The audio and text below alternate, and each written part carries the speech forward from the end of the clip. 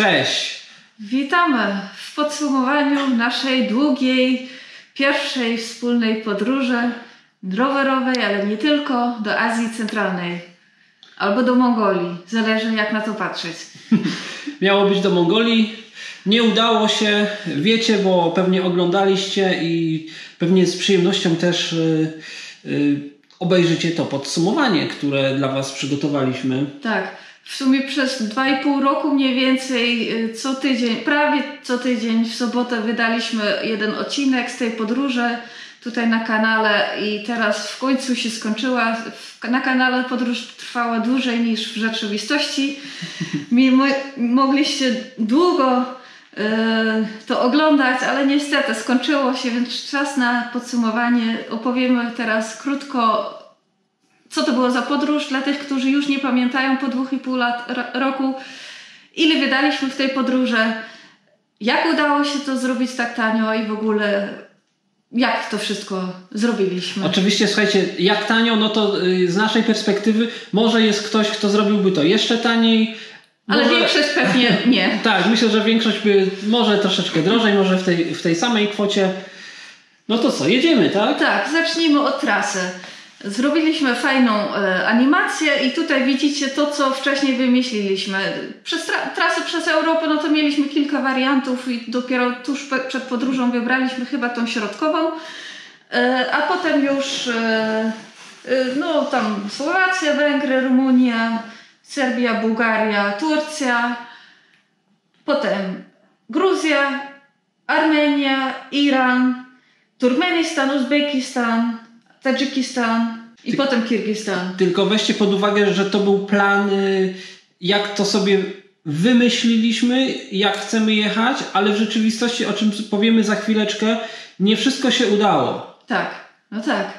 W każdym razie po Kirgistanie jeszcze Kazachstan, chcieliśmy jechać do Rosji i potem do Mongolii i z Mongolii pociągiem wrócić, no może jeszcze na rowerze wrócić do Rosji, a stamtąd już pociągiem wrócić przez Moskwę i Ukrainę do Polski. Tak jest. Jak to jest w 8 miesięcy, bo tyle trwała ta podróż, trzeba było czasem zmienić plany. Trzeba było troszkę improwizować. Tak. To jeszcze z takich faktów wyjechaliśmy 9 marca z Krakowa, 2017 roku. Ale Dorenda wyjechała tak naprawdę wcześniej, bo ona jechała z Warszawy i ty wyjechałaś 5, ile dobrze pamiętam. Tak. Czyli dla Dorendy start podróży to był 5 marzec, a nasz wspólny start już w Krakowie 9 marzec i wróciliśmy wspólnie do Krakowa 11 listopada tego samego roku, czyli 2017. Tak, przyjechaliśmy przez 16 różnych krajów. W niektórych krajach byliśmy nawet kilka razy. Takim krajem był Kazachstan to byliśmy 2 razy, Trzy razy. I Kirgistan, no tak. 3 razy. Dokładnie, 3 razy. Tak. No więc tak, oczywiście było czasem jakieś małe zmiany, droga zamknięta w Armenii, trzeba było jechać inną doliną.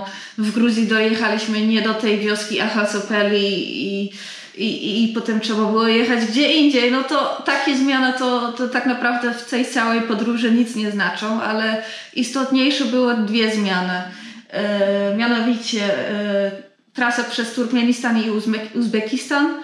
Tam nie pojechaliśmy niestety, bo jak w Iranie byliśmy i chcieliśmy załatwić wizę na te kraje, to się okazało, że jednak to nie jest tak łatwe, jak myśleliśmy. Nie mieliśmy te dokumenty, które myśleliśmy, że wystarczą. Tak, że jest niepewne, czy w ogóle dostaniemy tę wizę.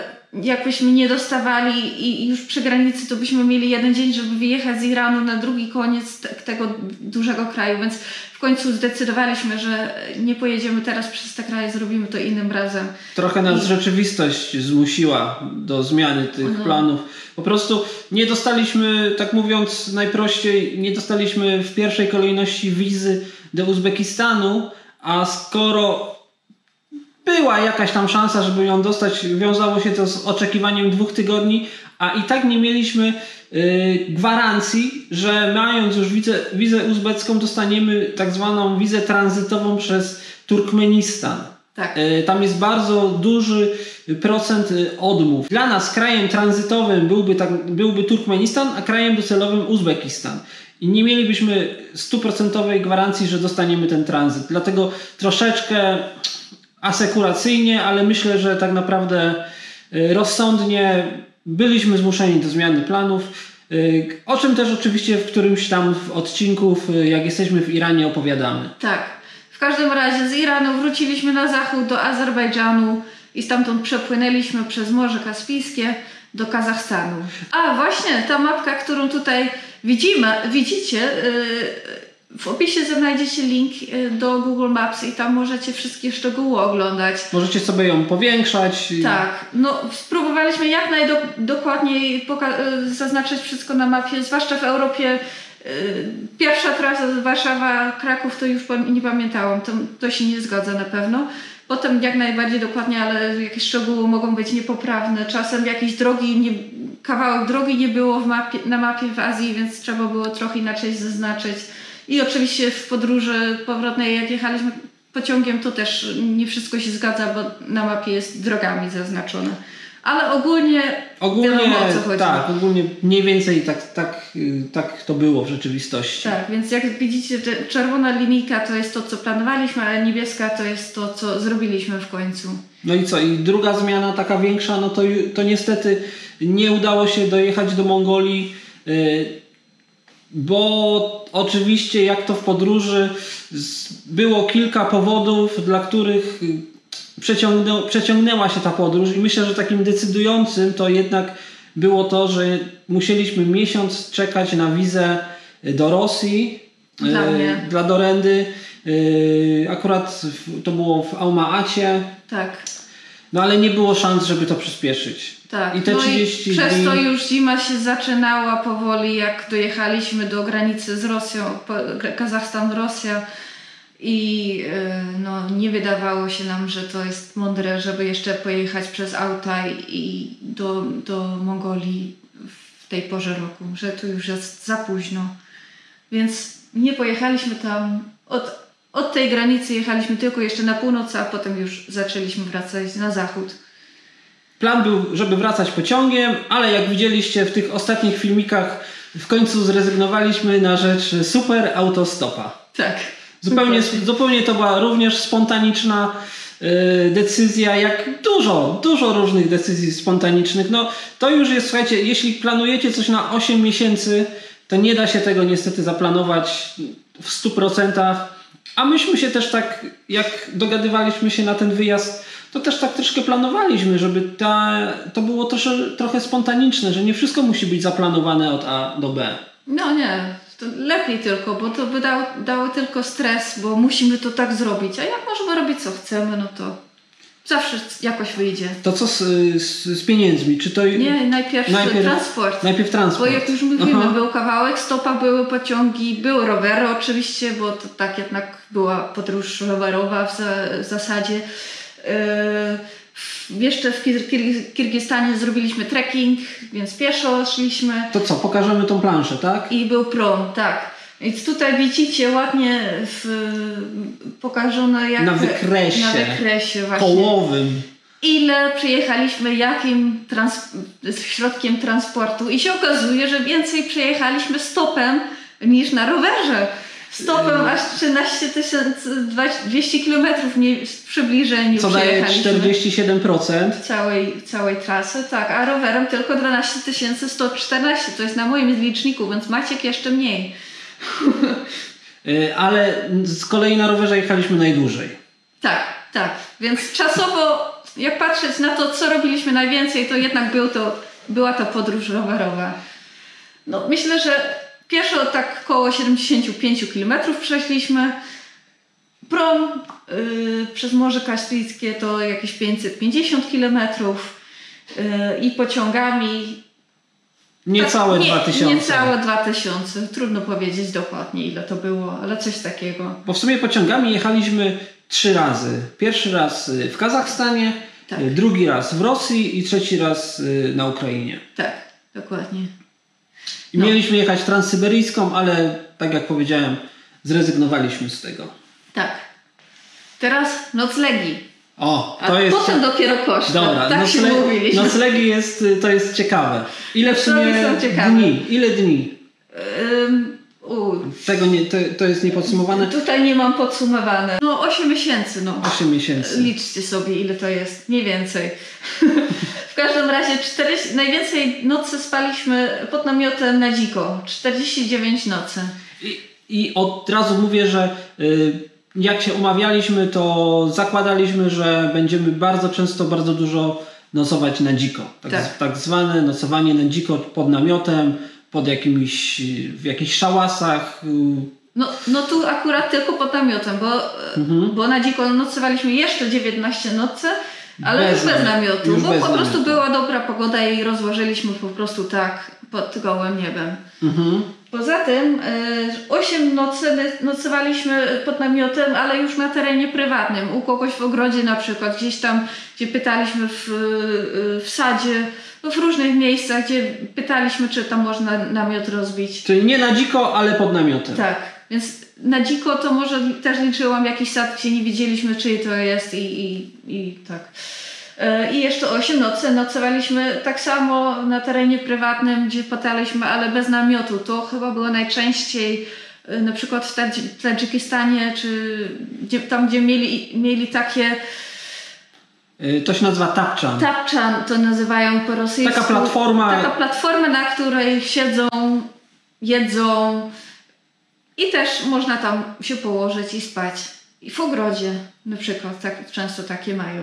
To było na przykład z zaproszenia. Ktoś nas na ulicy widział wieczorem, że jedziemy na rowerze i mówi: chodźcie do mnie do domu, zapraszam was, jest tapczan, możecie A w Iranie też na takim spaliśmy. Przy drodze kiedyś przy knajpie, dokładnie. Tak. Jeszcze 7 nocy nocowaliśmy w jakimś pustostanie, czyli w skłocie, w takim nieoficjalnym. Sami skłotowaliśmy jakieś budynki, które było puste. Zdarzało się, jak pamiętam taki jeden, że barykadowaliśmy się na noc, bo baliśmy się, żeby ktoś tam nie przylazł, bo to było w takiej trochę nieciekawej, obok nieciekawej wioski na Węgrzech, nie? Przy granicy z Rumunią, a było widać, że tam jakieś takie zostawione ubrania były i tak się trochę baliśmy, więc tam porządnie się zamknęliśmy. Ale też mieliśmy na przykład, jak pamiętam, w Turcji takie bardzo ładne drewniane domki, jakaś mała wioska zupełnie opuszczona, tam chyba 6 domków było. To było super. Bardzo ładne tam było. To było super. I czyste i w ogóle. Czyli 7 takich noclegów. Tak.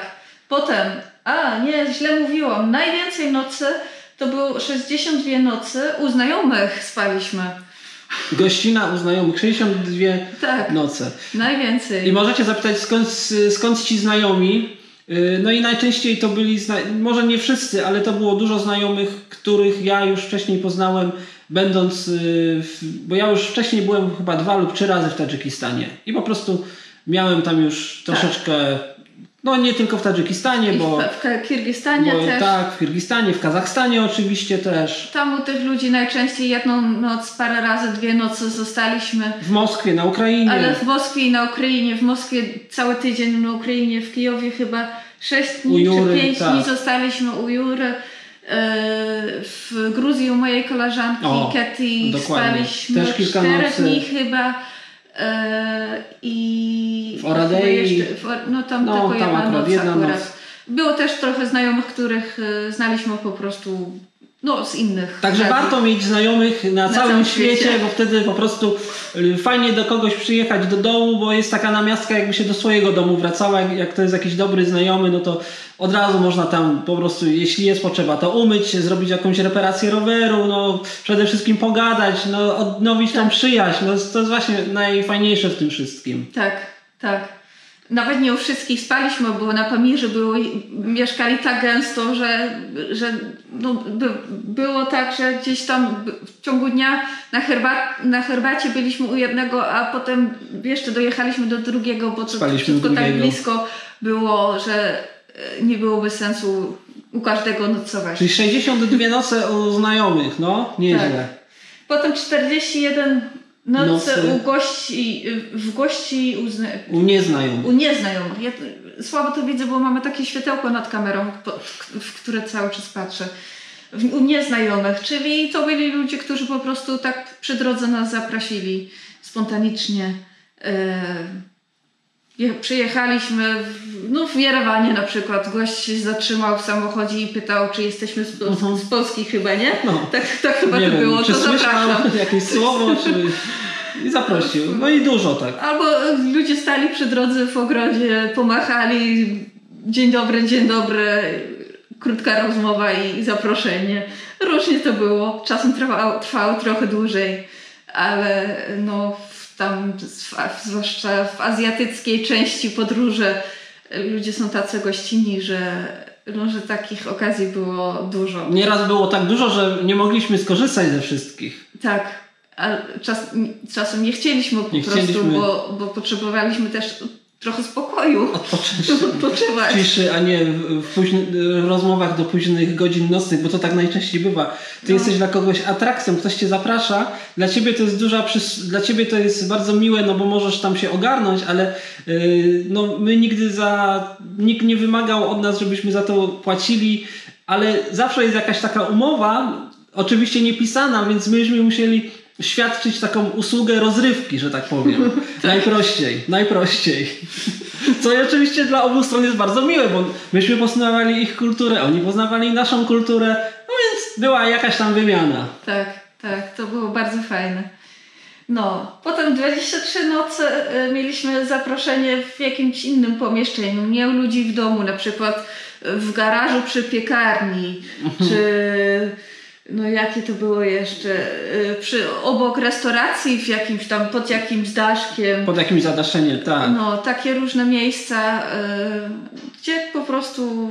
Teoretycznie mogło być troszeczkę lepiej niż w namiocie, bo na przykład obok była toaleta, z której można było skorzystać, było jakieś gniazdko, gdzie można się było podpiąć, ładować device'y i tak dalej. A w domku letniskowym w Iranie na przykład, tam ludzi spotkaliśmy, którzy akurat pojechali do domu, do miasta, zostawili nam ten domek, bo następnego dnia jeszcze mieli wrócić. Tak, z pełną lodówką zresztą.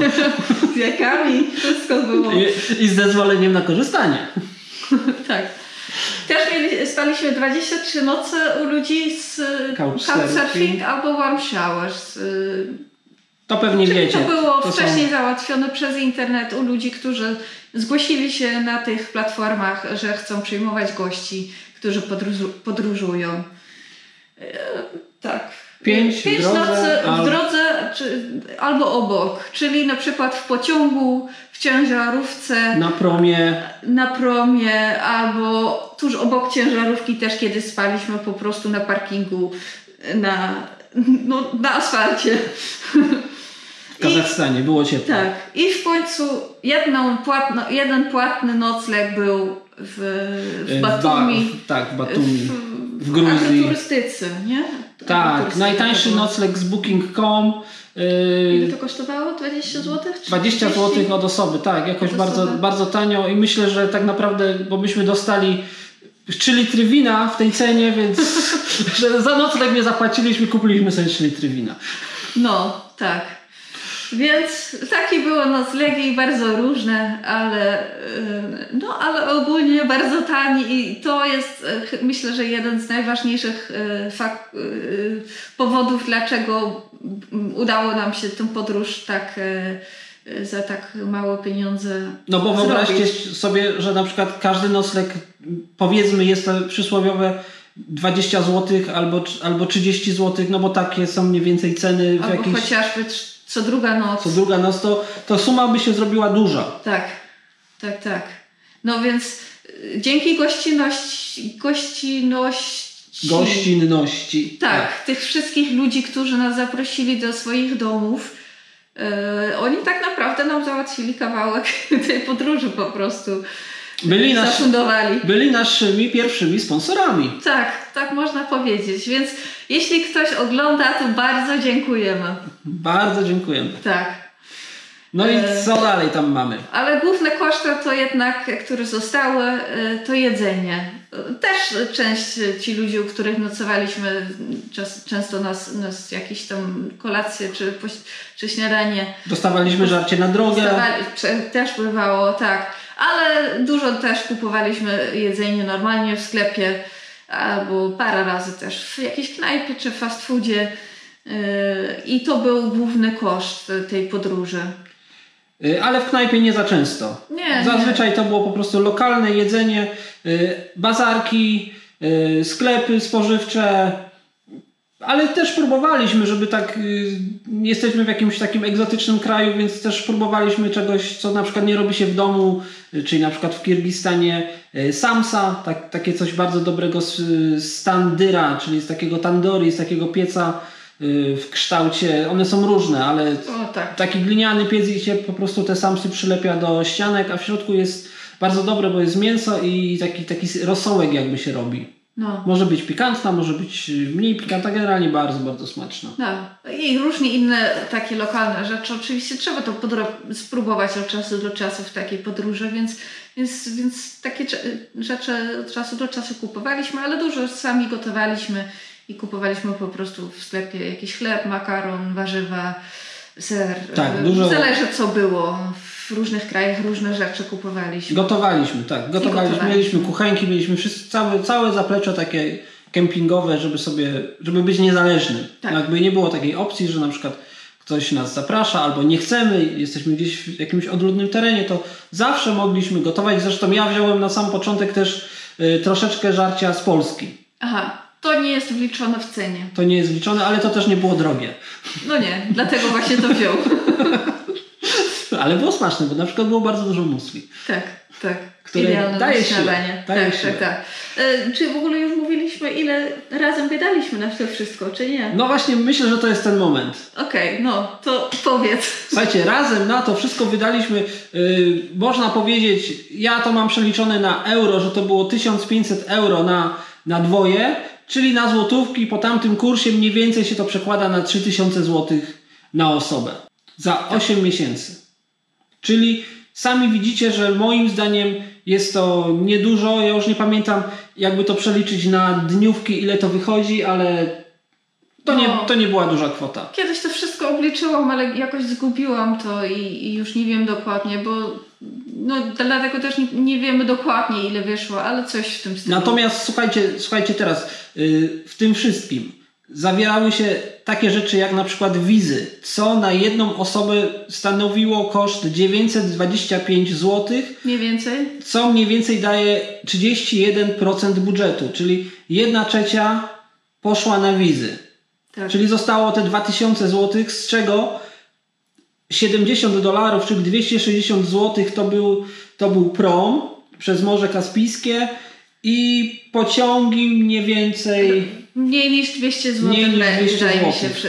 To znaczy nie, te w Rosji i w Ukrainie razem mniej niż 200, a w Kazachstanie nie pamiętam. 20 zł, ale też bardzo tanio. Tam był bardzo tani pociąg. Tak. Także cała reszta to jest jedzenie, to jest paliwo, które musieliśmy kupować do kuchenki. To też niedużo. To kilka razy. Biletów, wstępu, nie chodziliśmy za dużo, ale byliśmy na przykład w Persepolis w Iranie. Tam był wstęp akurat drogi, bo kosztował chyba 40 albo 60 zł. Coś takiego. Na przykład byliśmy w Gruzji, w mieście Wardzija. Tam też trzeba było kupić bilet. Udało się studencki, ale zawsze jakieś tam pieniążki na to poszły. Dorenda raz kupiła skarpetki. Tak, i chustkę musiałam kupić do Iranu. Nawet 2 kupiłam, bo pierwsza okazała się zbyt ciepła. Więc takie jakieś małe rzeczy, które po drodze kupiliśmy. Na końcu jeszcze jakieś pamiątki do domu. Nie za dużo, bo nie mieliśmy gdzieś tego chować. Dopiero w Kijowie zaczęliśmy to kupować, bo wcześniej musielibyśmy cały czas to wozić. Więc to było tak naprawdę bardzo małe wydatki. Głównie to jest jedzenie, wizę, i trochę jeszcze te bilety. To były główne koszty. Tak. Teraz organizacyjnie te wizy, myślę, że też ciekawe omówić, jak to było dokładnie. Pierwsza wiza, którą potrzebowaliśmy, to była wiza do Turcji. Ona kosztowała około $20, czyli około 90 zł wtedy.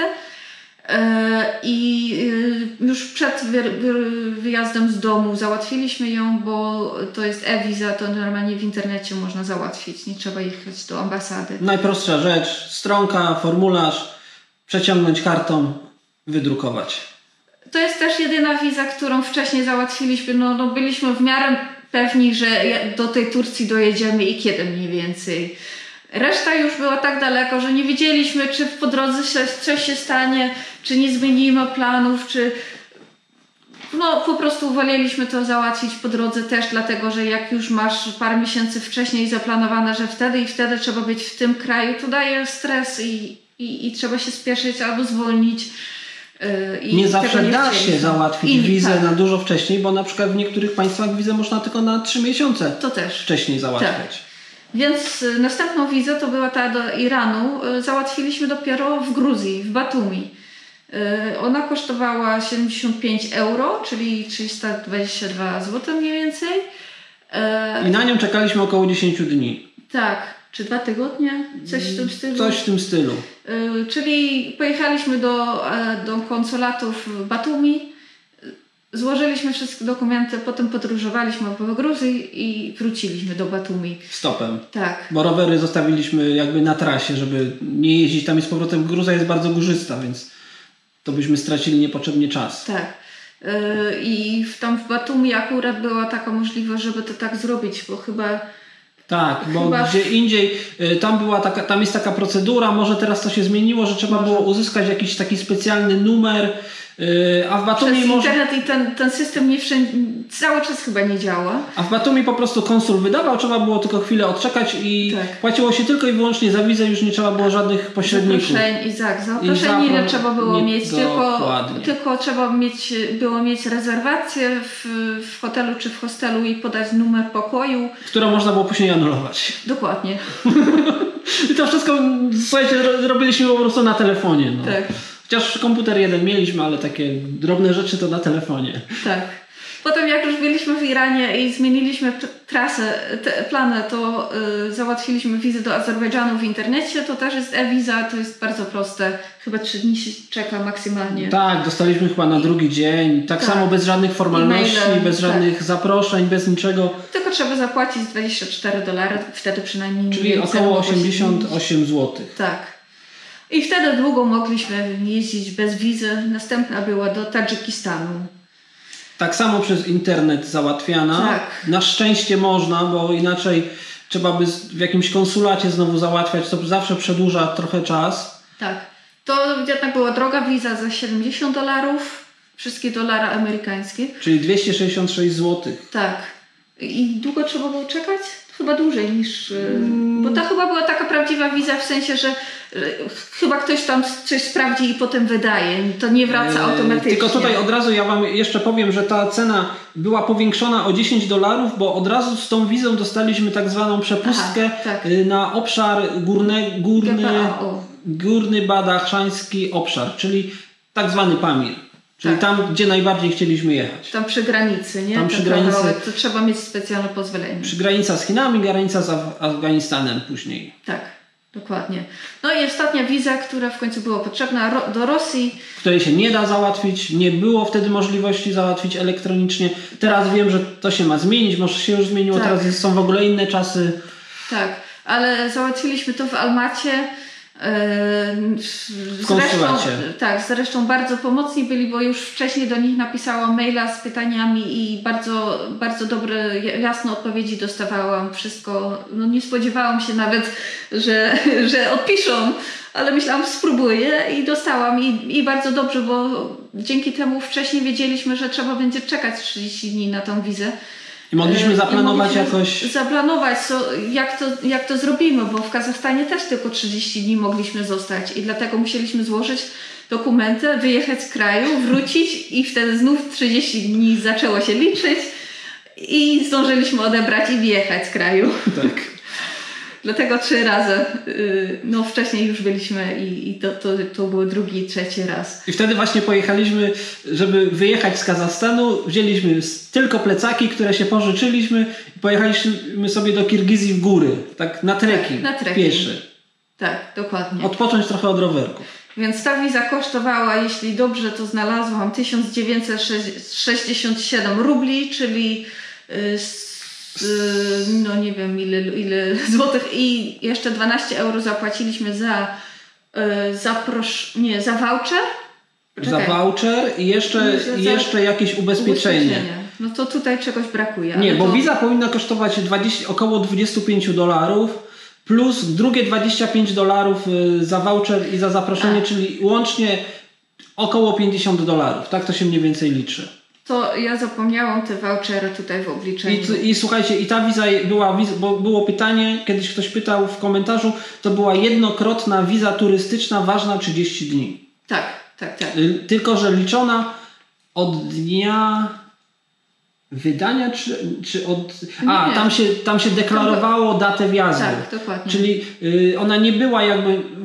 Jej ważność nie była 3 miesiące na 30 dni, tylko po prostu planowałeś, że wjeżdżasz 15 i była liczona od 15. Jak wjechałeś 20, to straciłeś 5 dni. A jak wróciłeś później, to jak wjedziesz do Rosji później, no to też tracisz to po prostu. W każdym razie ja liczyłam, że wszystko razem było 925 zł, ale zapomniałam te vouchery, więc można uznać, że... Troszeczkę więcej. Tak, 1000 zł, więc 1/3 wtedy będzie jeszcze bardziej dokładnie niż to już było. 1/3 budżetu. I słuchajcie, to nie jest tak, że myśmy pojechali tak nieprzygotowani. Myśmy naprawdę dużo też czasu trochę spędzili na tą logistykę, że myśmy sobie zdawali sprawę, gdzie, do jakiego państwa jest wiza elektroniczna, gdzie trzeba iść do konsulatu, jak załatwić Iran, żeby było w miarę tanio i w miarę szybko. Tylko że aktualnie to wszystko mogło się już zmienić, także to było w roku 2017, także nie sugerujcie się, że to nadal tak działa. Nie, w następnym roku już dostałam wizę do Rosji normalnie w 7 dni w Polsce. Tego roku akurat było jakieś tam nieporozumienie. W Holandii coś tam powiedzieli, co Rosji się nie podoba i dlatego zdecydowali, że wszyscy Holendrzy muszą czekać dłużej na wizę. Więc jeszcze pytacie nieraz o ubezpieczenia. Ja się nie ubezpieczałem na ten wyjazd. Nie byłem ubezpieczony też w Polsce, nie miałem żadnego ZUS-u, nic takiego. Po prostu byłem już osobą bezrobotną i niektórzy powiedzą, że to jest trochę nieodpowiedzialne, ale ja już tak mam. Ja się po prostu na wyjazdy nie ubezpieczam, ale rozumiem, Dorenda ma do tego inne podejście i Dorenda się ubezpieczyła. Tak, i to ubezpieczenie było dosyć długie, ponieważ ja wtedy byłam na bezpłatnym urlopie, też już nie byłam ubezpieczona w ZUS-ie, więc większość ubezpieczeń nie podchodziło, dlatego że zakładali, że jak coś ci się stanie, to jak tylko będzie to możliwe, to cię przetransportują z powrotem do Polski i tam się będziesz leczyć. Dla mnie to było bez sensu, bo trafiłabym do Polski, do szpitala, gdzie musiałabym sama wszystko zapłacić. Więc tych możliwych ubezpieczeń było mało. Poza tym to jest długi okres, niektóre też są tylko na przykład do 6 miesięcy maksymalnie. I w końcu ubezpieczyłam się w Holandii w OOM. Jeśli kogoś interesuje, mi się wydaje, że inni też, nie tylko Holendrzy mogą się tam ubezpieczyć, tylko trzeba znać angielski, bo wszystko jest albo po holendersku, albo po angielsku. I ja za to zapłaciłam 510 €, czyli 2200 zł mniej więcej, czyli to jest prawie tyle, co wydałam na podróż. Wcześniej zakładałam, że więcej wydam na tą podróż, ale tak wyszło. Na szczęście ubezpieczenie nie było potrzebne, ale jakby coś to... Ale Dorenda pracowała w korporacji, więc nie było to dla niej duże obciążenie finansowe. W każdym razie w tym ubezpieczeniu było tak, że ja mogę wybrać, czy chcę się leczyć w kraju, gdzie jestem aktualnie, czy chcę wrócić do swojego kraju i to mogło wtedy być nawet albo Polsko, albo Holandia. Co oczywiście jakbym nie musiała leżeć w szpitalu, byłoby lepiej, bo mogłabym po prostu się wprowadzić do rodziców i miałbym spokój. To jeśli chodzi o ubezpieczenia, a co z mapami? Bo też pytacie. Tak. Też pytacie. Ja miałam w telefonie aplikację Maps.me. Tam są mapy ściągnięte wcześniej, więc wszystko działa offline, bez internetu. I to jest bardzo prosta aplikacja, ale widać działa, gdzie się jest i gdzie jest droga. Ja miałem aplikację Locus Maps i OSM And Plus, chyba to się tak nazywa. Również mapy offline. To jest na tej zasadzie, że jak gdzieś jesteście na internecie, to można na przykład już mapy, które są wam niepotrzebne, usunąć z telefonu, załadować jakieś nowe, żeby od razu nie obciążać dużą ilością danych telefonu, więc gdzieś sobie tam wymieniałem te mapki. Poza tym mieliśmy bardzo poglądowe mapy w takiej dużej skali. w mapnikach takie wydrukowane kserówki, żeby też nie wozić niepotrzebnie map, żeby można było taki papier po prostu później użyć jako rozpałka, czy po prostu go wyrzucić. No i bardzo dobrze zawsze mieć w mapowniku mapkę, bo jak się rozmawia po drodze z ludźmi, gdzie jedziecie, skąd przyjechaliście, no to nie zawsze znają te wszystkie kraje. Jak się ma całą pół Azji na przykład na tej mapie, to dobrze pokazać tędy i tędy i tędy. Albo nawet jeśli to jest tylko ich kraj, no to mogą nie wiedzieć dokładnie, bo nigdy nie wychodzą ze swojej wioski, więc to zawsze bardzo ciekawieni byli tymi mapkami. Nieraz w ogóle się strasznie dziwili, gdzieś tam w Kazachstanie, no w krajach byłych republik radzieckich, wy macie mapę i tak nieraz parę osób potrafiło zebrać i tak analizować tam mapę, ale zawsze było widoczne, że niekoniecznie kojarzą, co na tej mapie jest. Tak, tak. Ale zawsze dobrze to jest, żeby zacząć rozmowę z ludźmi.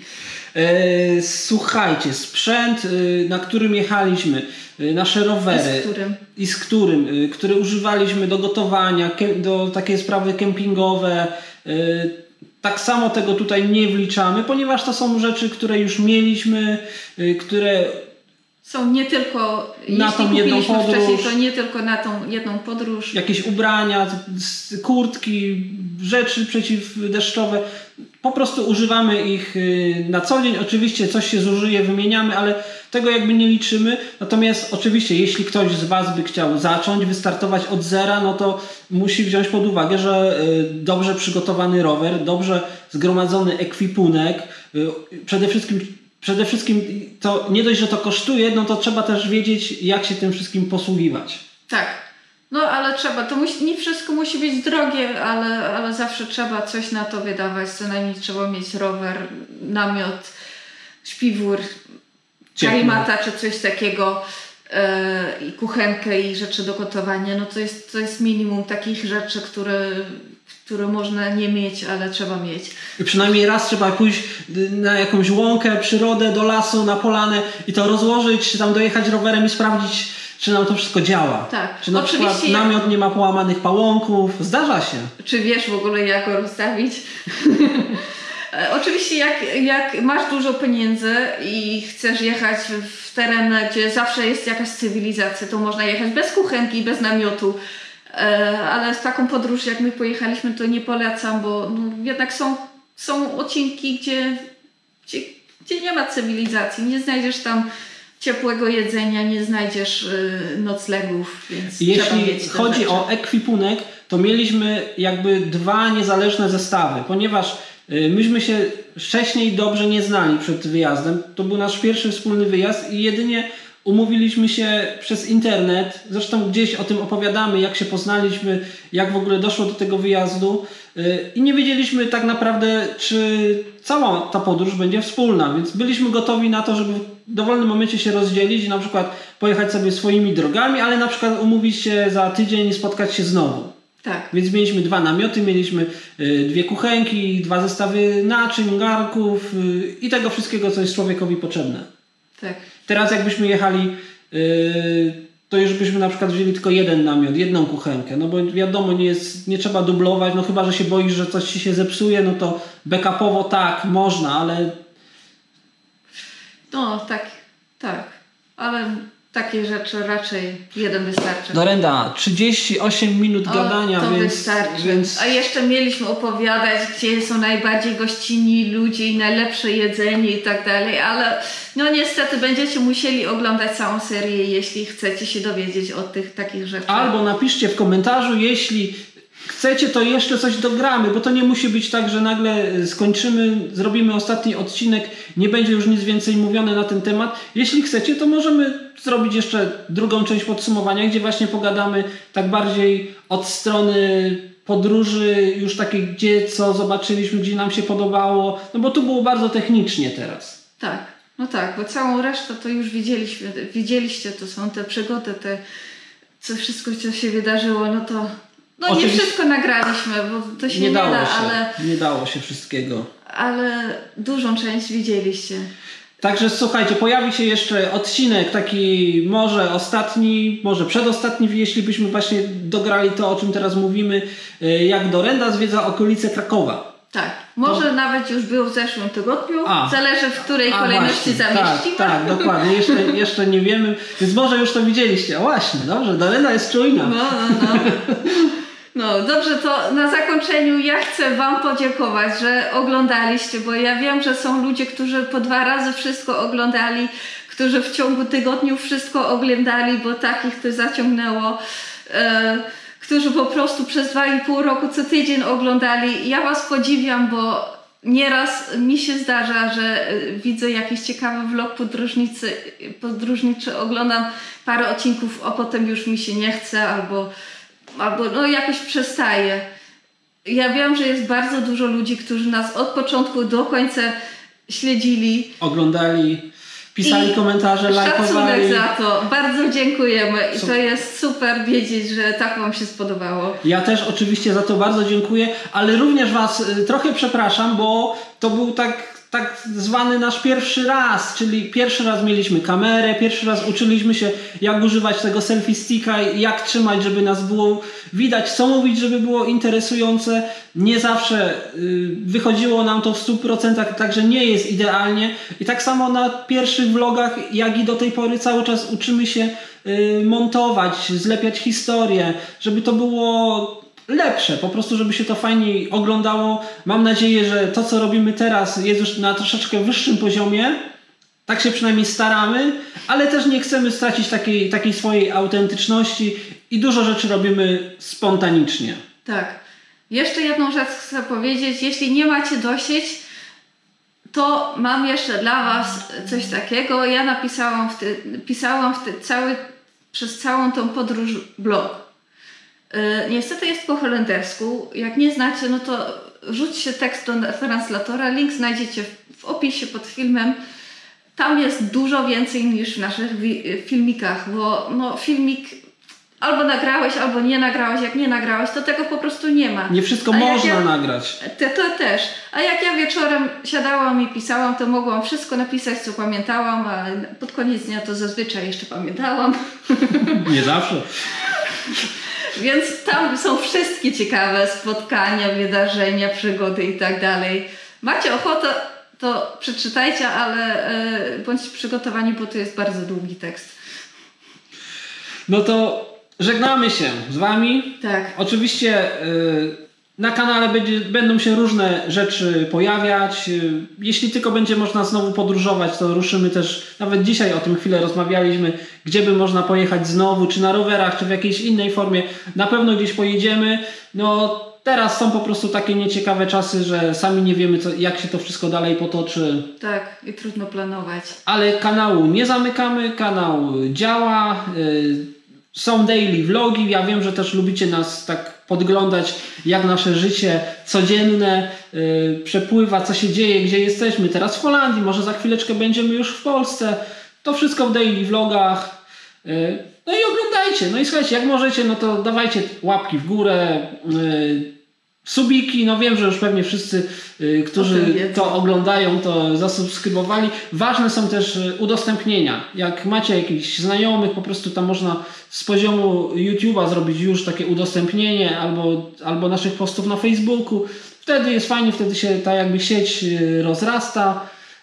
A my mamy motywację do coraz cięższej pracy, jak widzimy, że coraz więcej ludzi nas ogląda. Tak, troszeczkę się tutaj autoreklamujemy, ale fajnie by było dobić do tych 10 000 subskrypcji kiedyś. No, kiedyś niedługo najlepiej. Dobra, nie przedłużajmy. Wystarczy. Hej, pa. Wszystkiego dobrego dla Was, jak zawsze. Hej.